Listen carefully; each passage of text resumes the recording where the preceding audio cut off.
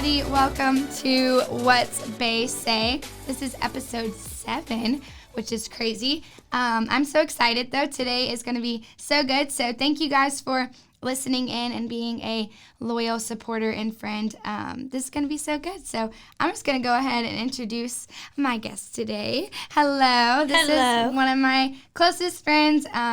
She is so wise. She's so encouraging. She's so fun, so beautiful, and I'm excited to have you. Right back at you. There you go. We are going to have some good talks. I have a good feeling about this one.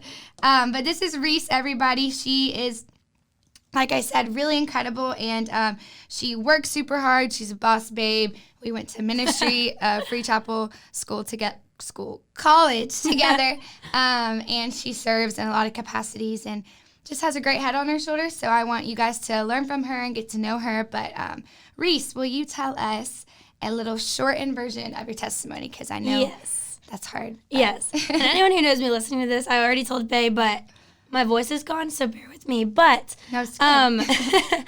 So a very short snippet of my testimony, and Bae knows this, is I was saved at Passion City, actually, in 2017. I did not grow up in a Christian household. We went to church on Sundays, but it didn't really follow us throughout the week. Yeah. It was just kind of like, we go, it's good, we get filled, we go home, and that's that. Mm-hmm. My parents got divorced whenever I was in 6th grade, and after they got divorced, I did not go back to church, actually, till high school. And my friend invited me to church, and she's like, come, it's fun, hang out. And I was like, I like to hang out, let's go. Yeah. And I started leading worship, but it's funny because I did not know Jesus, and I was worshiping. So I was just singing, actually. I was just, performing. And I was like, wow, I feel like a star, let's go. A star. A star is born. Yeah. So I definitely in high school, I always believed in God. My family, that was kind of the roots, is we always believed in God. But I couldn't tell you the difference between Jesus, Holy Spirit, God, anything like that. Nothing super deep.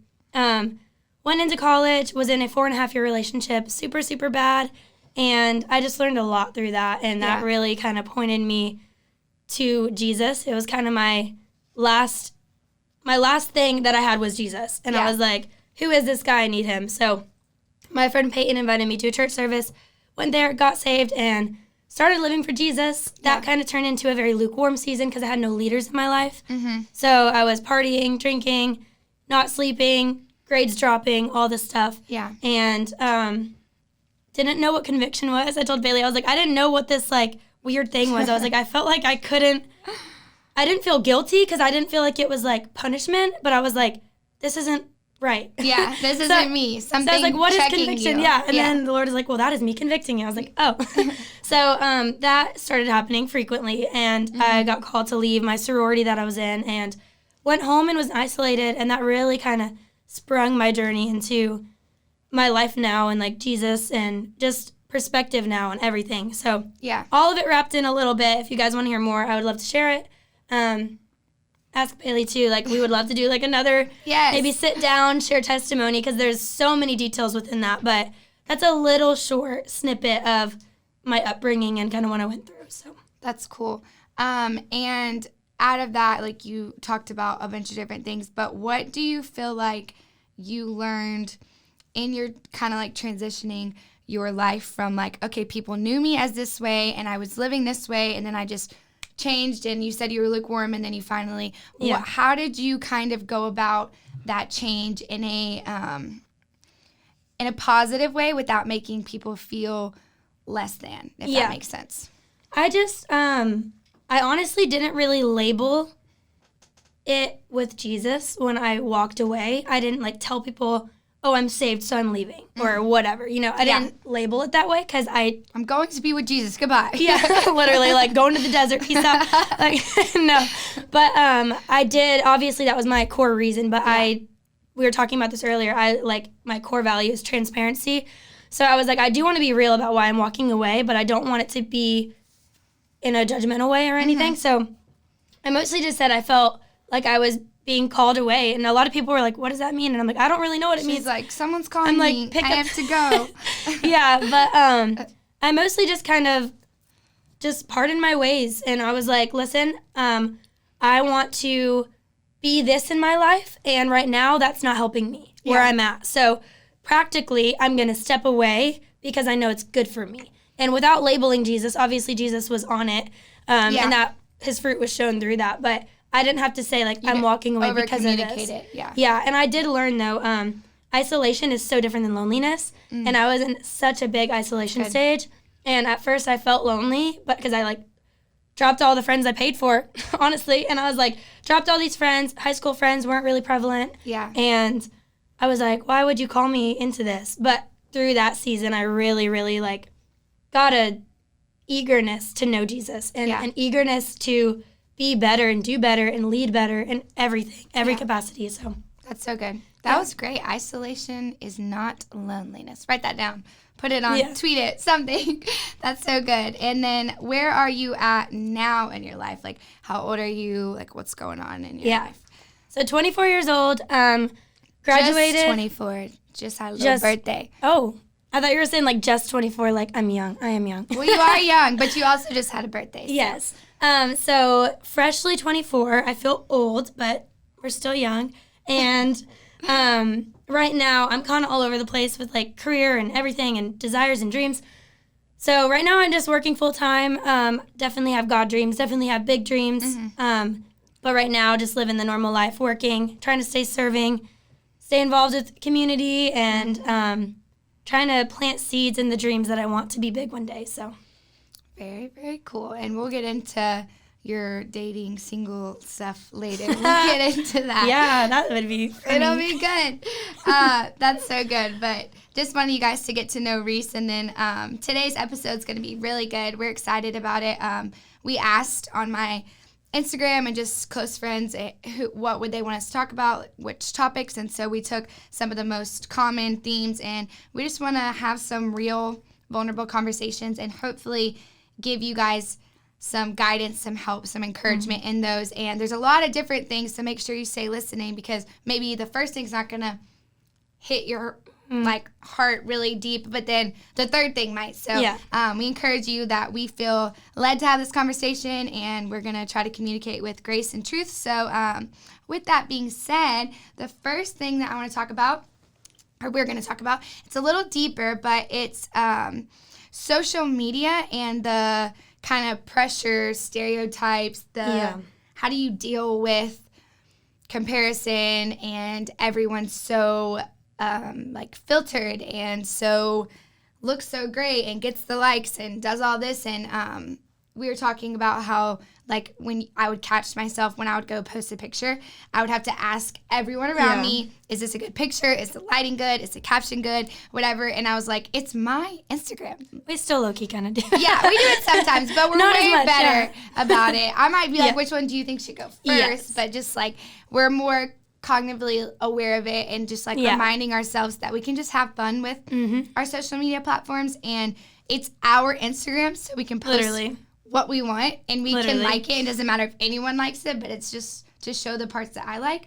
And we're both growing in that and getting better in it. We've not conquered it, like she said.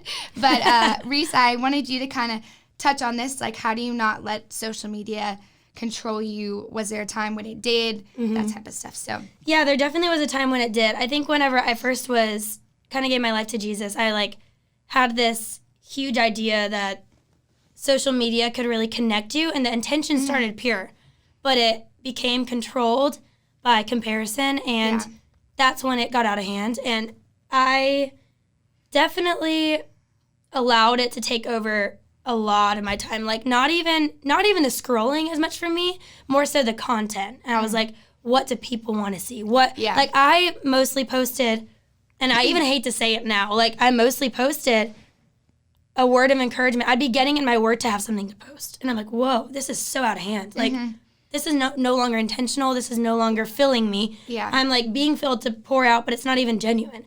So I definitely went through a season where I was, like, overthinking it, comparing, trying to, like, you know, whatever. Get a word to go give a word. Exactly. Like, all for my own, like, what's the word? Gratification. Yeah. You know, and I got very convicted, and I was like, I need to step away from this. And I was telling Bailey earlier, there was a season where the Lord was like, just get off social media. And I announced it.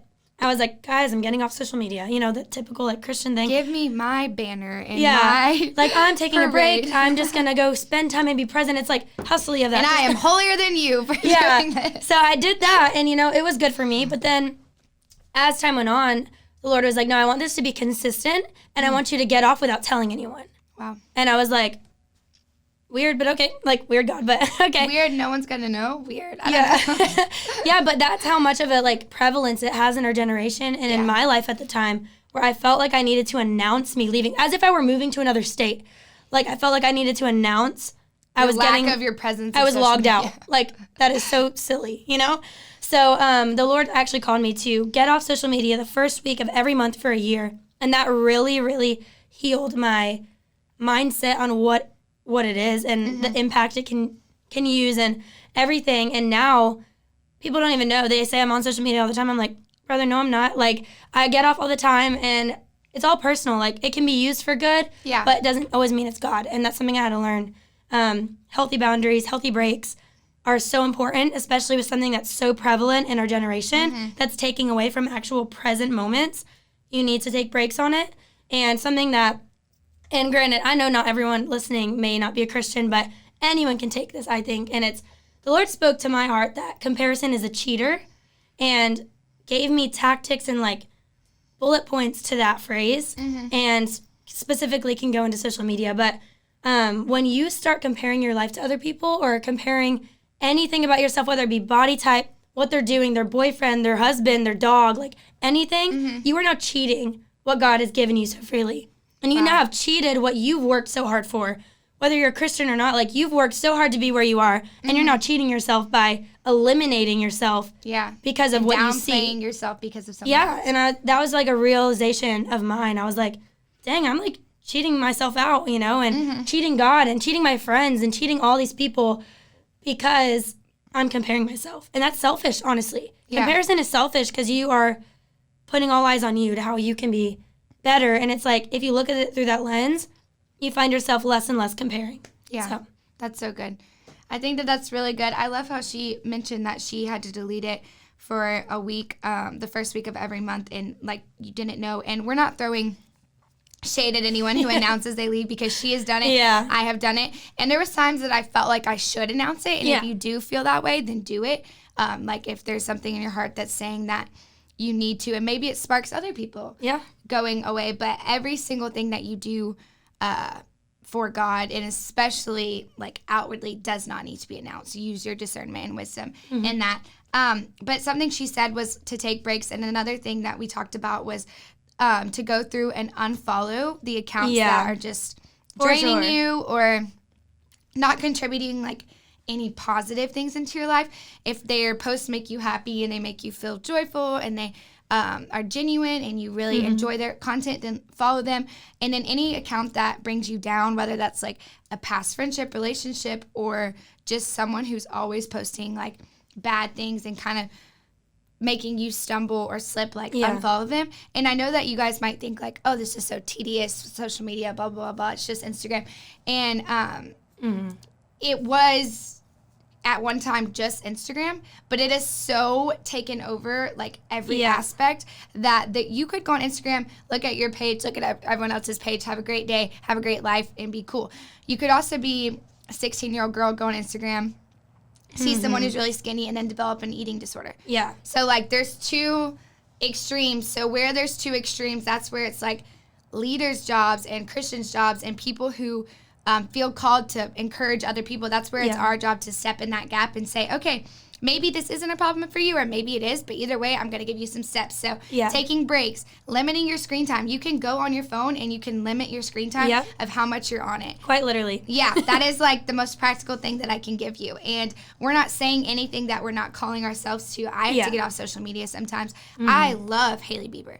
Oh, like, same. She is a babe, and she is awesome, and I'm like, you are so cool, your style's so cool, but I can't, like, constantly be looking at Hailey Bieber and then think that I'm going to be, like, confident in myself. Yeah.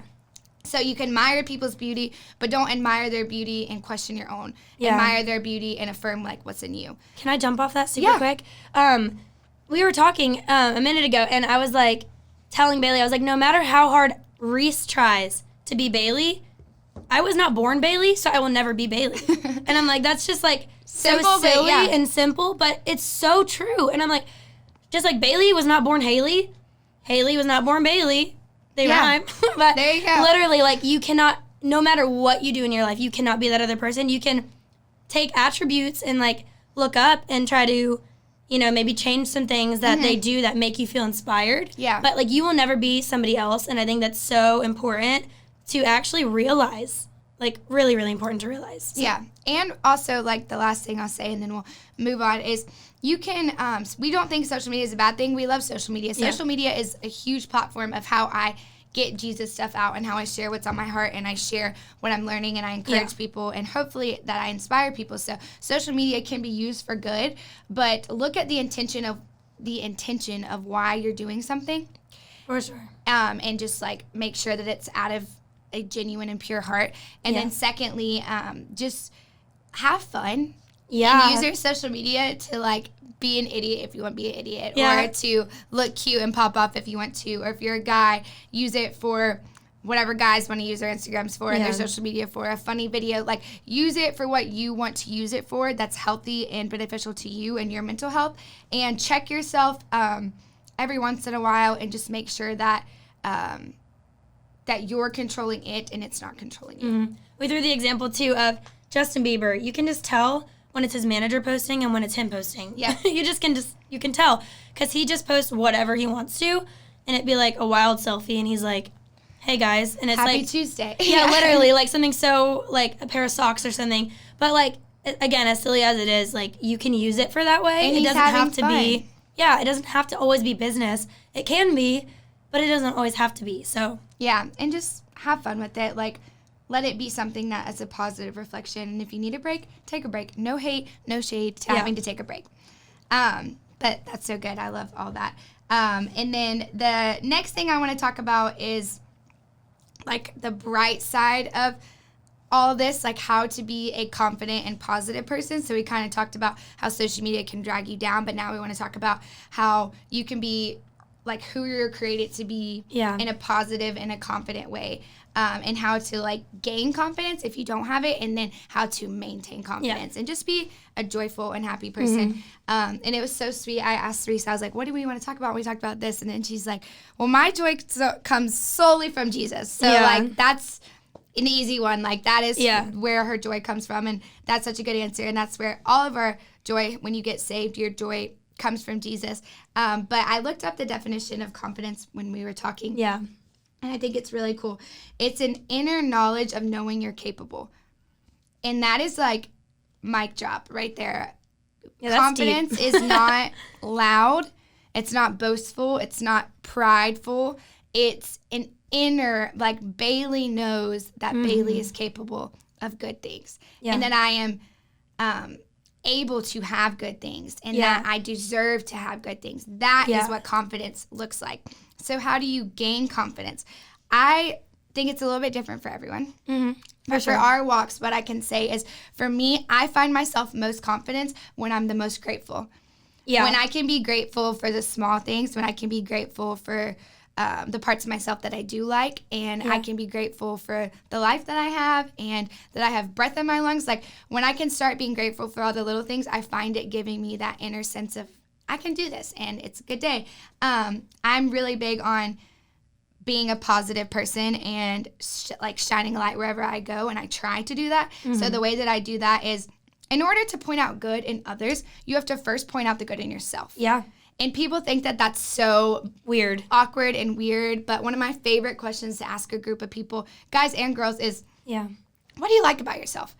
And you should do this and just get the reaction, because people don't know. It's like, I don't want to say I like my smile because that's mean, or I don't want to say I like my humor because then I'm not funny and whatever. But no, you should know the good parts of yourself that you want to embrace. And most likely, other people notice it too. Like, it's coming out anyways. And I think that you don't need to walk around being like, I am the crap and I am so cool and whatever. Yeah, there's a difference between cockiness and confidence. Yeah, but being like, if I asked you what you like about yourself, you should be able to answer it, and I should be able to answer it, and not feel like we're being condescending or rude. We're just embracing the parts of ourselves, because it's hard to acknowledge beauty in others when I'm not acknowledging beauty in myself. Yeah, and that's when comparison creeps in. Yes, but if you know, like, I know that I'm not perfect. I know that I'm not like a supermodel or anything like that. But Yes, she is.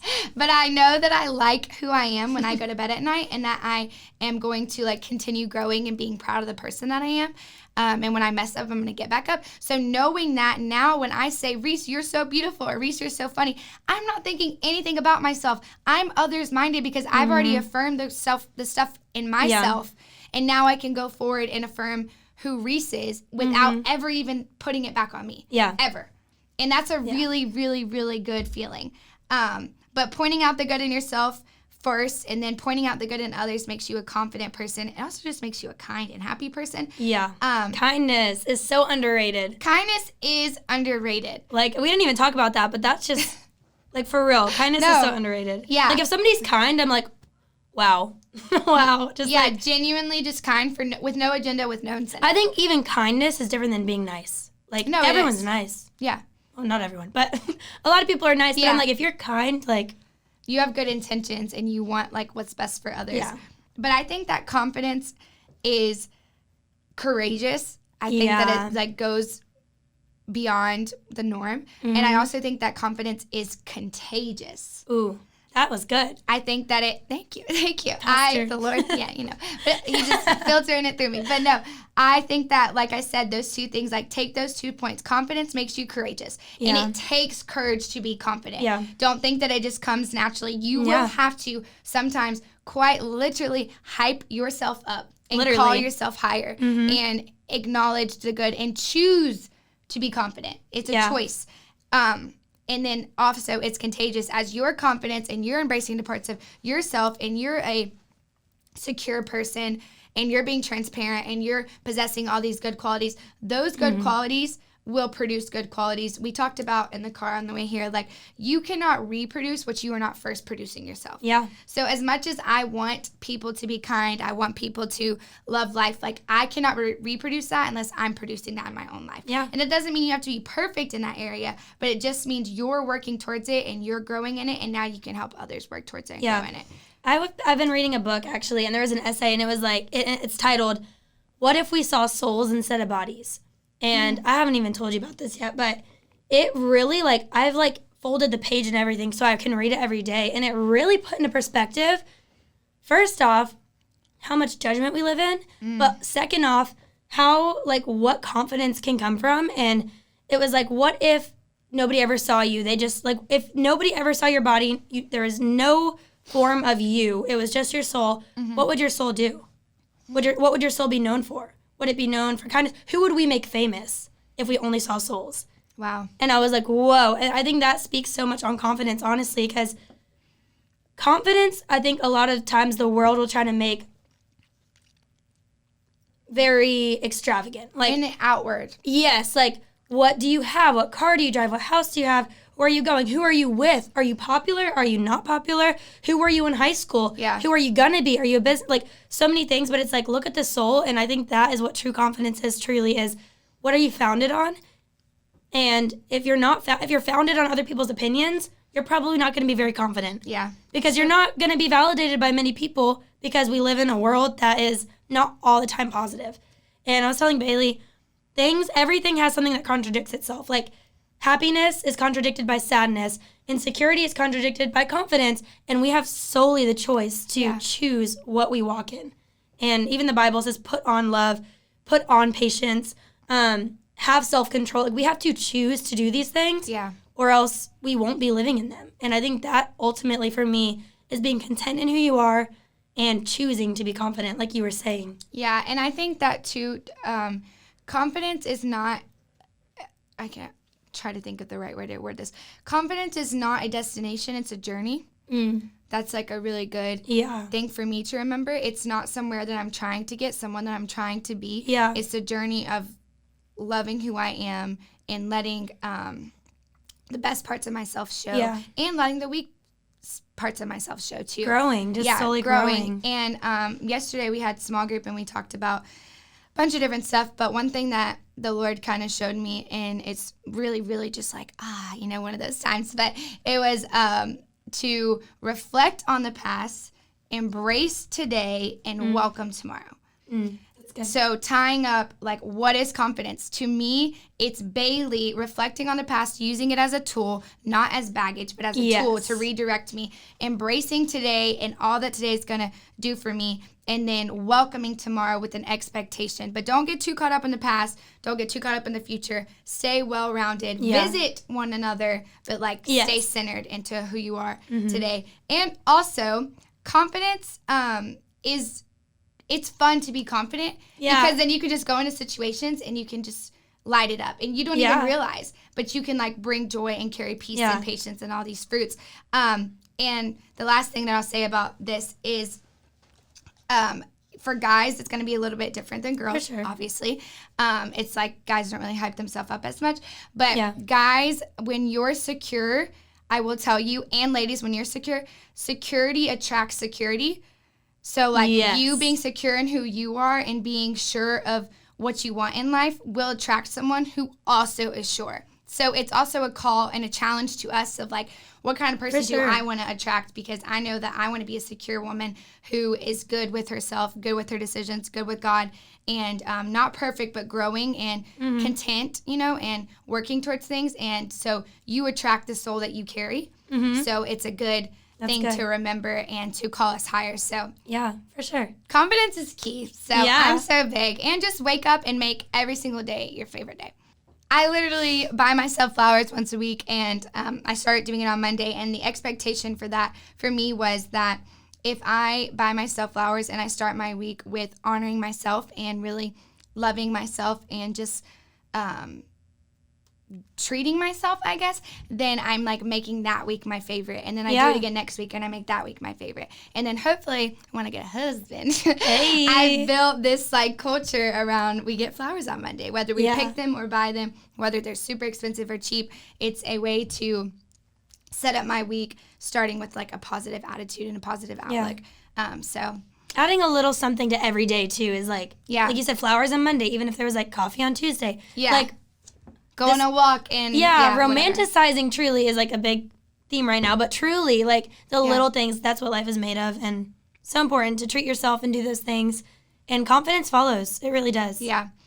And this is actually the last thing I'll say about this, because I know I said that a couple times, but the last thing I'll say about this is I decided a while back that I didn't want to be someone who waited for Friday and waited for the weekend. I decided that I was going to love and embrace every day, because I had this thought that if I'm waiting on Friday, but there's something really incredible that's intended to happen on Tuesday, but I'm so fixated on what's to come, I miss what's happening now. And how many things I miss trying to get somewhere, trying to get to a vacation, trying to get to the next break or the next big thing. So look forward to those things, obviously, and plan big things and be excited about them, but don't miss out on the opportunities to fall in love and to smile and to cut up and to laugh and to make the most of every moment. But bouncing really quick off that, a leader told me tomorrow will never come.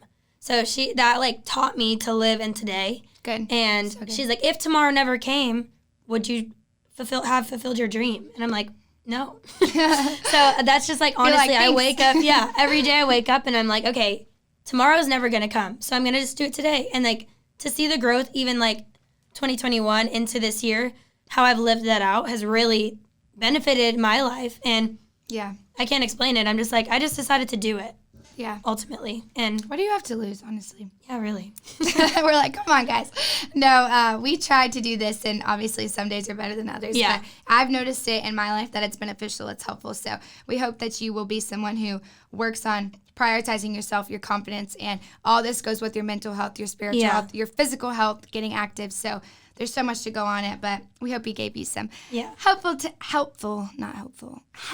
tips.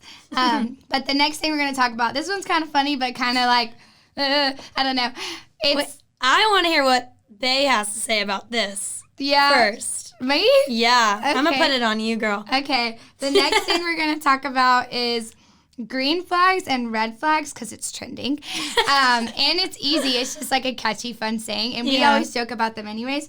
Green flags and red flags in friendships and relationships, and I thought it would be funny if we did like a green flag and a red flag for ourselves, like silly, we're not gonna cry or anything. It's like so deep. Maybe I'm like I don't know, I couldn't even think of an example, but anyways, so a green flag for myself, I think a green flag is that I am super duper outgoing. I feel like that's a green flag. Like, that is a green flag. Welcoming to people, and it's true. Yes. Thank you. What's your green flag? I'd say I'm optimistic. Yes. So I always look to the better. Yeah. Even in the pit. I'm like, and I mean, sometimes it's like people are like, Reese. And I'm like, but, you know. Yeah. So I definitely think my optimism is probably my green flag. And red flag. Let's hear it. Red flag. My red flag is that I go to Starbucks every single day. That's true. Yeah. Okay, guys, listen, we went to Starbucks before this, and she's there every day. She noticed that the screen was fixed. Apparently, the Starbucks screen was, like, cracked. She's like, oh, my God, they fixed it. And I'm like, how did you know I came that? here yesterday, and it wasn't fixed, and it's fixed today. So, yeah, that just, like, confirms that that's... So funny. Honestly, mine's right there with you, though. What's yours? Okay, mine, I'm going to say the one I told you. My red flag is I sleep with a teddy bear still. And honestly, cool girls sleep with teddy bears, so. Yeah, I sleep with a teddy bear, and his name's Boo Boo, and everyone makes fun of it because he's been through it. I've had him since I was 4. Aw, but Boo Boo. When, like, I don't know. Anyways, I'm like, when I get married, do I have to stop sleeping with my teddy bear? Oh, wait. We'll try to compromise on Yeah. that. We like have a pallet on the side. Yeah, I'm like, he could go on the side of the bed. No, that's so funny. But we'll do friendships first. This is like more lighthearted, but also for you guys, these are what our green flags and red flags are in friendships and things that we've learned and accumulated over the years. And so I hope that it's helpful for you. And if you are taking notes, I feel like this would be a really good time, if you haven't been already, to start taking it. Yeah. So some green flags for me in friendships are one of the most at the top one is they're trustworthy. Yes. I can't be close with someone that I don't trust and that I don't know is going to protect what I say and protect my heart in that.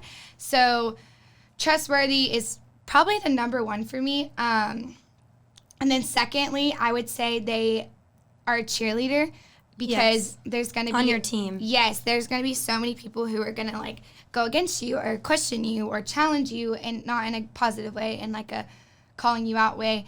And I feel like I see friends competing with one another, and we can't compete against other people if we're on the same team. Literally. So I am building a team of people around me who we all have our own attributes and we all have our own talents, and we're just cheering one another on. And then obviously genuine, someone who's like consistent and genuine and consistent is huge. Like snaps I think you can tell if someone's genuine by their consistency. Yeah, that's good. And you can tell that they're not genuine if they're not consistent. And sometimes it has nothing to do with you and everything to do with their life. But as a friendship, somebody... I just thought of a good one. Red flag for me. Into the red flag. Yeah, we can bounce back and forth, but I just thought of one. A red flag for me is lack of communication. Yes. I do not, I am a very understanding person. I do not get mad easily. I actually really don't get mad ever. I will never, lash out on someone for, not coming to something or bailing or whatever. But just communicate that. I feel like unless it's a very, very intense situation, that you could always send a text, a voice memo, a call, because your lack of communication shows your lack of acknowledgement for me. Yeah. In a friendship. And it makes 100%. me feel like you didn't care that I had something in mind and that it got taken away. Yeah. And that can even play into relationships, romantically too. Yeah.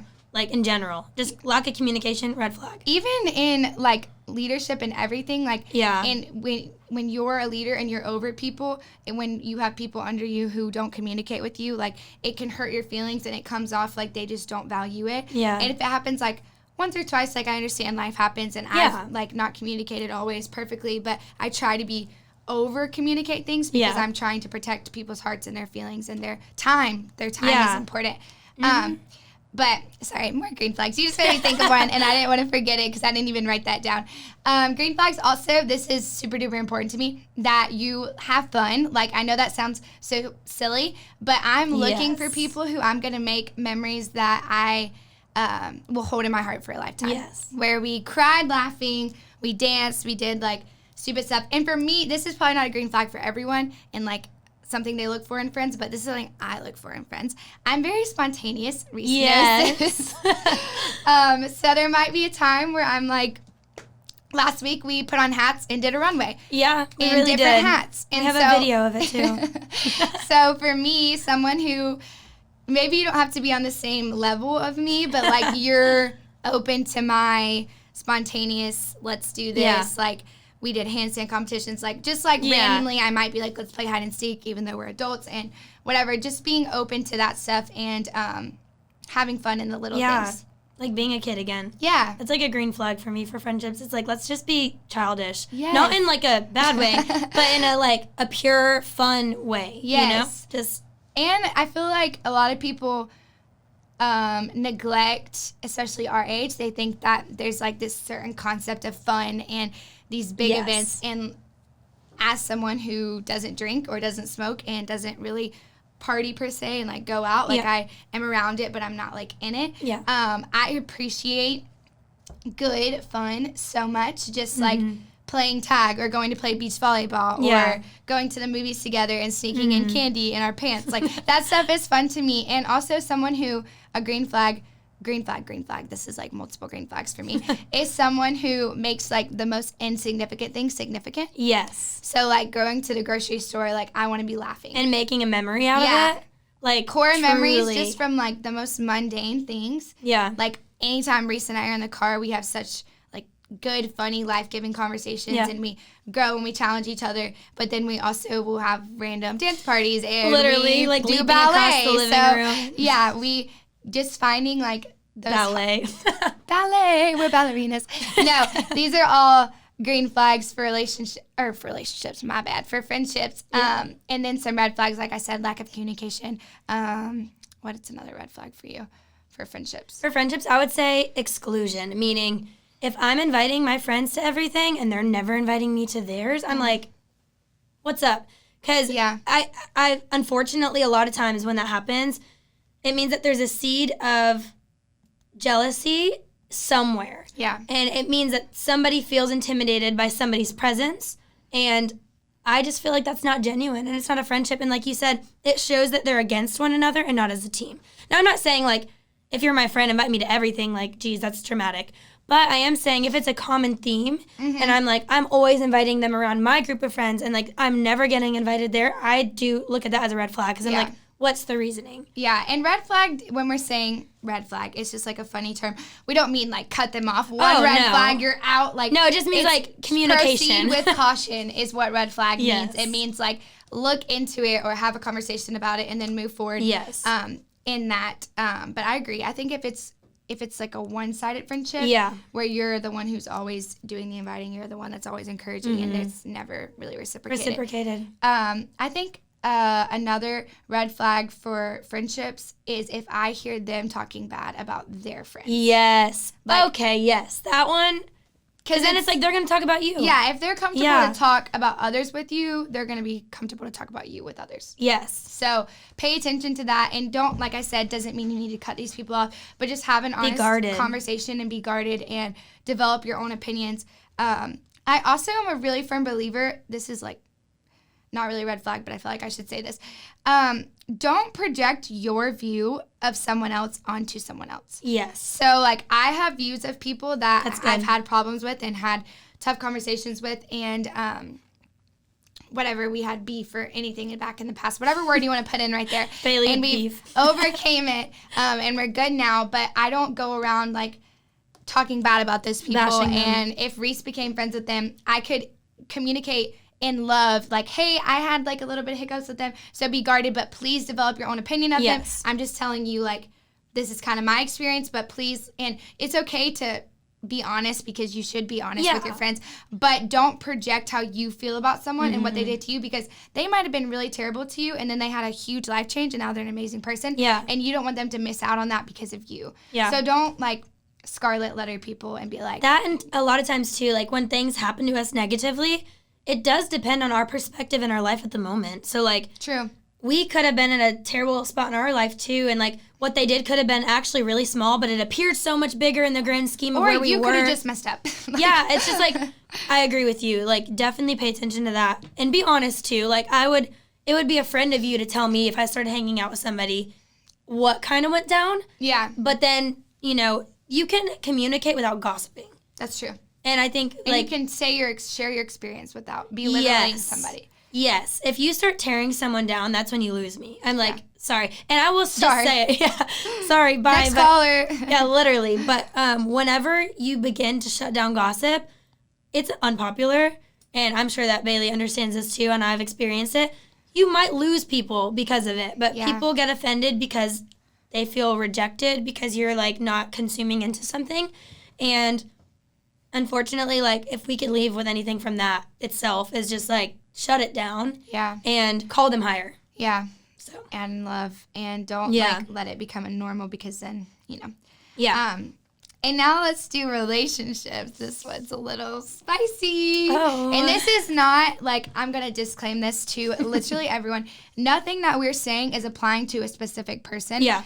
These are just attributes overall that we've gathered and we've talked about and that we're just discussing. So don't think if anyone's on here and they're like, oh, they're talking about them. We're not talking about... Yeah, me and Bae have dated a couple people. Yeah, and we're not talking about a specific person. It also might not even be our personal experience. I'm talking about through friendships, their relationships. So just disclaiming that before we talk.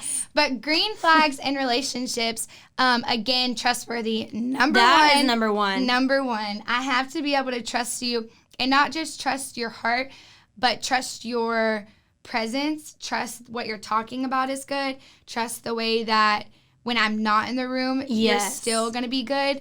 That's important. And just like all around trusting you as a person, your character, your intentions, what you're saying yes to, what you're saying no to, what you tell me that I can take it for what it is. Yeah.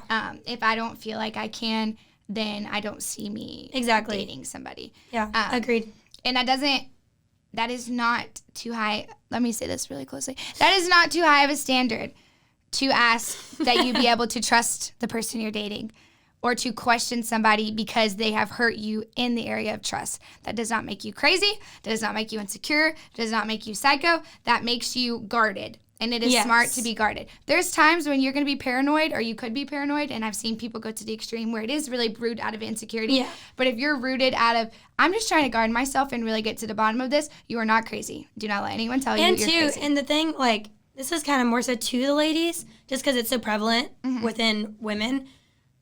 Even if it was out of insecurity, which we just talked on confidence, like, we hope that you guys take away to be confident and, grow in that. But even if it does, if you are insecure, your partner shouldn't question you, but should reassure you. Yeah. And that would show them trustworthy. Yeah. If they start calling you insecure, calling you these names, like, that is not showing fruit of being trusting. Yes. Name calling, red flag. Yes. And it's like, if you are insecure, they should be calling you higher. As a partner, they're there to better you and to be on your team. Mm-hmm. And if they're like, why are you questioning me? You're insecure. Like, instead they should be like, hey, let's talk about this. Why do you feel this way?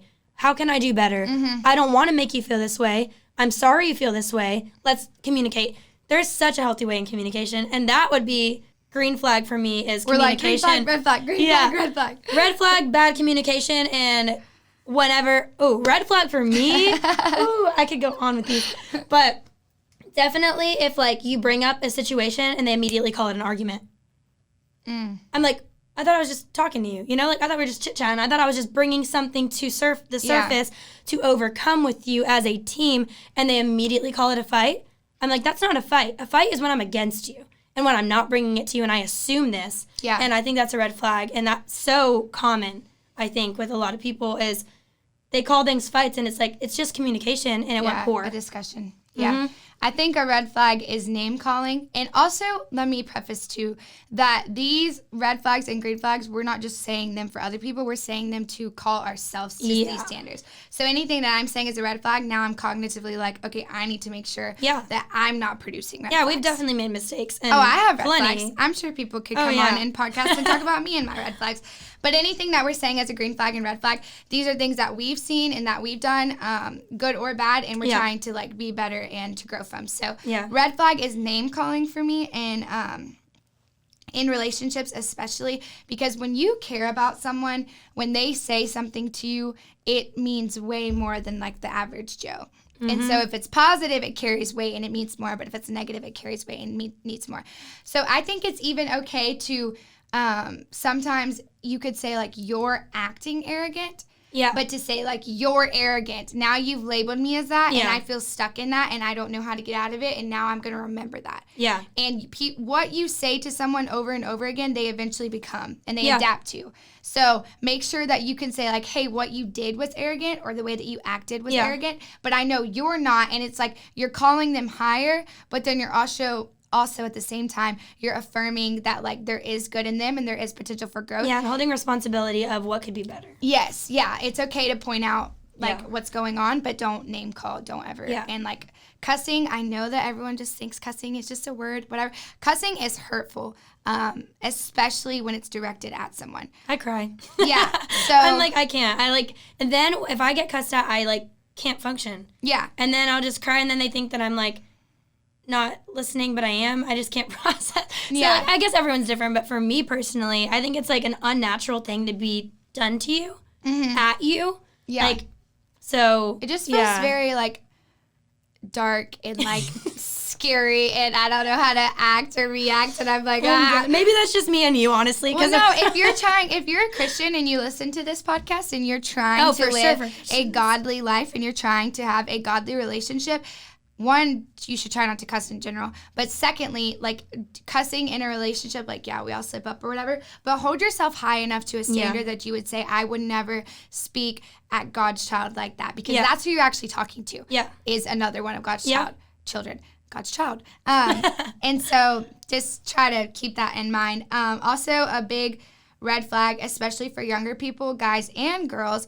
is you don't want to be, and this is more to the spiritual people and godly people, which most people that listen to this are. But at any age, you don't want to be with someone who just respects your purity.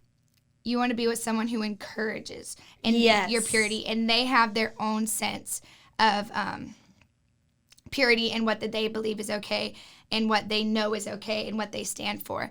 And I heard 100%. In a podcast the other day, the one I sent to you, they talked about when you're dating someone, like, if they never change from where they are right now, would you still be happy with them? Mm-hmm. And you have to really ask yourself that and be like, oh my gosh, no, they have, like, obviously they're not going to be perfect, but are the things that are wrong with them, are they able for you to get over and for you to build a relationship with, or are they compromising in these huge areas that are really like disheartening? So that's not red flag or green flag. That's just great advice. Yeah. And it's not from me, but it's from a podcast that I listened to by Sarah Jakes. It's really a good point.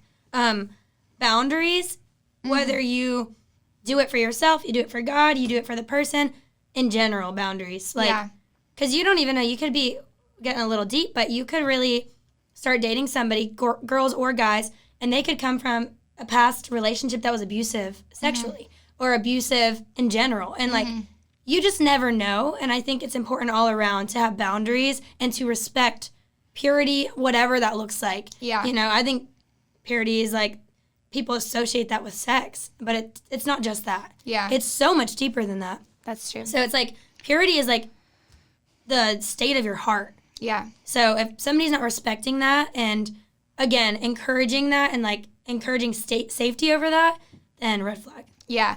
And then some more, like, lighthearted, like, kind of like silly, I love that word. Green silly flags, is your favorite word. Green flag, you have to be silly because I am silly. That's for me. You have to be goofy and able to, that's important to me. And I think that if you're a girl who likes to have fun and you like to cut up, it is okay for you to be like, someone's not funny or not silly or they can't get out of their comfort zone, so like that's not my type. That's okay. Yeah. Like you need to have your non-negotiables, but then also just have qualities that you like in people that you're like, oh my gosh, like if I asked him to be a monkey and I was a banana for Halloween, he'd be down. Like, that's like that's so green fun. green flag, like, like light it up. That's so to the next man, banana and monkey, put it on the list. Or like chocolate milk and cookies. I don't know. I'm just saying, like, the opportunity for me to like laugh with you and make the small moments seem big and the every single day, like, those are green flags. And also, for me, a big green flag is like loves children. That is super important really to me. Important. And guys, like, here's just a little tip. That is attractive to almost any girl. Yeah. So if you're a guy and you listen to this and you're like, been having some struggles, use these green flags and like really enhance yourself and grow. But either get a dog, because girls love dogs. That will always get us. Always. Oh my gosh, get a cute little puppy, and also invest into kids and actually like spend time with them. That'll also make you better for your future. Yeah, for sure. In that, because it's not natural to be with kids. So when you get with them, that's helpful. But green flag also can dance. I just think that's cool. Yes, that's really cool. Little Chris Brown vibes. Chris Brown, yes. We love some Chris Brown. Anyways, other green flag. Sip on that one. Go ahead. Green flag is they like coffee. That's just like a fun one. Like, if you don't like coffee, like, I'm not hating on you. No, if you don't like coffee, I'm not going on a date with you. Like, so if it's not a coffee date, like, it's not a date. They order coffee. Oh, what's it? They order water at a coffee shop. Run away. Yeah. Like, at least get matcha or tea or something. Like, I'll be like, if you don't have any caffeine intake, like, red flag. Or like anything. I mean, you could get a lemonade for all I care. Yeah, just please don't order water, because I'm going to be like, that just showed me everything. And are you broke? Yeah. We're like, kidding, not kidding. Just kidding. I'm green flag too. But last one, and then we can move on to the last question. This was like our more lighthearted one. Green flag is that they are still chivalrous. Is that the right way to word? Chivalrous. They know. They treat girls well. Like, opens the door. Chivalry is not dead. What is that word? Is that it? The verb of that is what I'm talking about.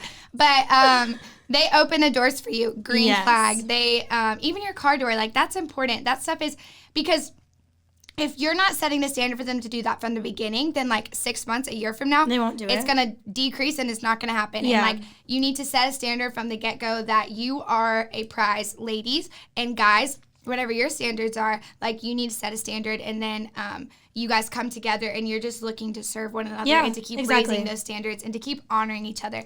But like, opening the doors, paying for the girl. Maybe when you guys date, you split payments, but like, especially the first couple times that you hang out, it should not even be an option. If I was a guy, power move, I'd be like, girl, you can leave your wallet in the car. I would literally be like, if Bailey was a boy, don't have to tell me twice. Like, okay. She's like, I worked extra hard for this. Yeah. I'm like, it's on me, shawty. Like, that stuff shawty. Matters, and it really shows does. And it shows your character, that you would care to make us feel valued and feel special. So. I was gonna say, and it's not about the money. It's more so for, I mean, this is speaking from ladies' perspective. I think honestly, all women can probably agree, is it's not about how much money you spend. It's about the fact that we know you worked hard for that and you're willing to spend it on us. Yeah. And even if we it's go just to a McDonald's, coffee, and if you pay for it and you're showing me that, like, what you have, you're willing to honor me with what you have, then I'm like, oh, that's kind. That's very kind. And I think too, like, girls also need to treat their guys, you know? And like, that's definitely a need. Like, it's biblical. You need to serve one another. They just look different. Yeah. They just look different. And if that's not communicated, there will be a lack. Yeah. Acts of service and all that good stuff. Yeah. But those are our green flags and red flags, deeper, more funny, more serious. But I hope that was helpful to you guys. And then the last thing that we're going to talk about, which I'm really, really excited about this, is hearing from God and how to navigate God's voice. So this is obviously, if you're not saved and you want to get saved, this is going to be great for you. Yeah. If you are saved, maybe you've been saved, maybe you're 50 years old and you listen to this and you still are trying to figure this out. Hopefully we can bring some clearness to the muddy water. Insight, and we don't have a ton of time, but with the time we have, we're going to try to break it down for you. So for me, how to hear God, I feel like I say this all the time, but it is going to look a little different for everyone. I can give you, like, obviously, prayer is how you hear God. If you don't know how to pray, the Lord's Prayer is a great way to start. Yeah. It hits on different categories for you to pray about, and you can sit and, like, really fixate on those. Yeah, dive into each category that he presents. Yes, and really like separate them and write in, just go in depth into them. Yeah. And then worship is a great way to hear God, and it's a great way to cultivate God's presence and to bring him into a situation, bring him into the car, bring him into the room, wherever you are, and to connect with him. And then sermons and God's word being communicated. It is exactly what I just said. It is God's word being communicated. Yeah. So watch sermons, get in church, do all this stuff. And then in your personal level, for me, this is, and I've said this before, but like everyone always talks about, well, I was praying for a yes or I was praying for a no. And I was everyone because I used to do this too. So I've been in like relationships or going on dates or stuff where I was going on dates with guys and I would be like, they were doing things that I wasn't okay with. Not like they were doing like smoking, drinking, like whatever, and making that like a huge priority in their life. Unequal than what you wanted. In yeah, and I don't think that stuff is bad, but it's not necessarily what I was looking for. Yeah. And they'd be doing all these things and like really prioritizing over everything else. Mm-hmm. Even in the way that they like carried themselves, it wouldn't always be a good representation of like what I wanted in a person. Yeah. And I would be sitting there late at night and I'd be like, all right, Jesus, tell me if it's a yes or a no about blank. And then I would not get a yes or no. And then I'd be like, well, I didn't hear an answer, so I'm just going to continue walking in this. And I would continue walking. And y'all, this was a huge, huge revelation for me. So please listen, because I think this could quite literally help you change your life and navigate God's voice. So this helped me so, so much. Yeah. So I'm praying. I'm like, give me a yes or give me a no. And the Lord made it as simple and as clear as he could make it. When you are praying like for a yes or a no, don't ask God for a yes or no when the thing or the person or the situation is pulling you away from him. If you have to ask the question, then it's probably not the direction. Yeah, like perfect example is when I'm praying for, God, tell me if this guy's a yes or no. Does he make did he make Bailey more like Jesus? No. Did he encourage me to want to be better? No. Does he respect and honor my purity and my, like, what is okay in my life? Is he influencing me in a positive way? Never ask the question, is he perfect? Because no one's going to be perfect. Yeah. Or in a friendship, never ask, are they a perfect friend? Is this job perfect? Because nothing's going to be perfect.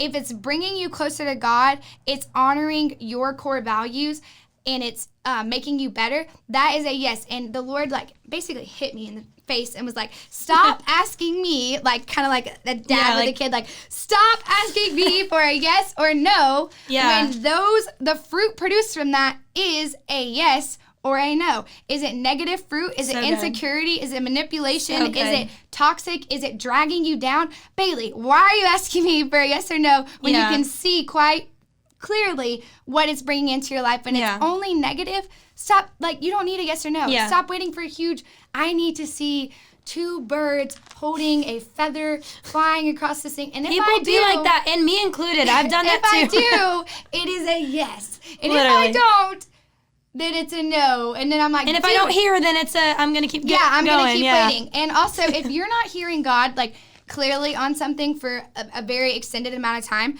my advice to you is, also, I'm going to turn this off, guys, I'm sorry.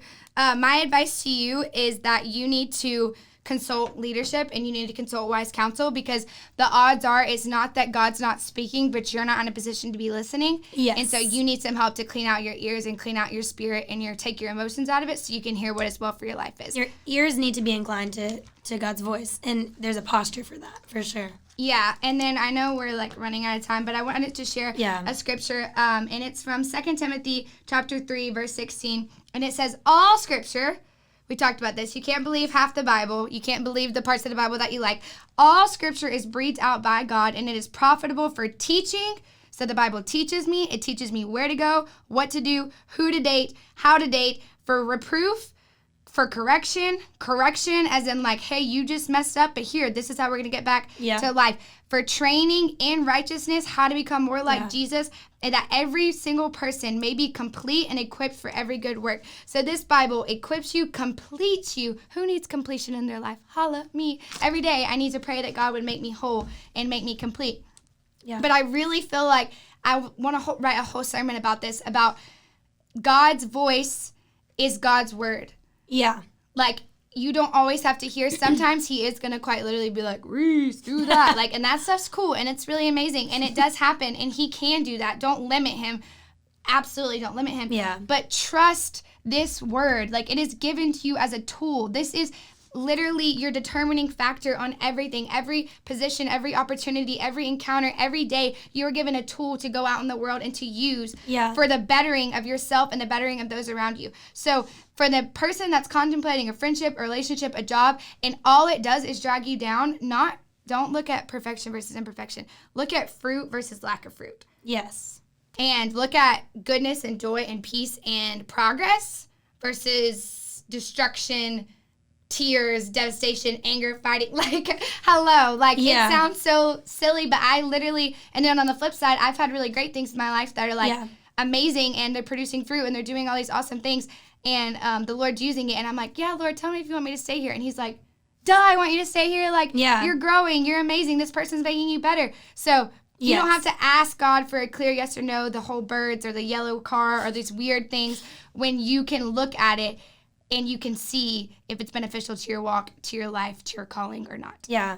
And in order to hear his voice, it's simply talking to him. Like, if you want to have I would not be able to hear Bailey if I wasn't actually talking to her and listening to her. Yeah. If you need guidance, if you need any redirection, you need to sit and put yourself in an unnatural place where it feels weird and uncomfortable to listen. Like, if Bailey, I wouldn't have even, it's silly, but if I wouldn't have texted her where to come, I wouldn't have shown up. Yeah. You know? Good. It's, like, so silly, but, like, that easy. Yeah. So if you want to hear from God, if you need guidance, if you're, like, kind of lacking with faith, and that does happen, it's normal, even me. Slumps, all that. You need to, like, quite literally force yourself to open the Word of God, sit there, pray, worship, read it, even if you can't comprehend it, because he will reveal himself through what you read, whether you know it or not. And that's just so important. It is. Spend time. It is. And we're out of time, but I love you guys so much, and thank you for listening. Follow on Instagram at What's Bay Say, Reese Emery Instagram, Baby O'Brien Instagram, shameless plug. But we love you guys. Thanks so much for listening. I pray that you have a great day, and remember to look for the good, and if there is nothing, to become the good. Adios.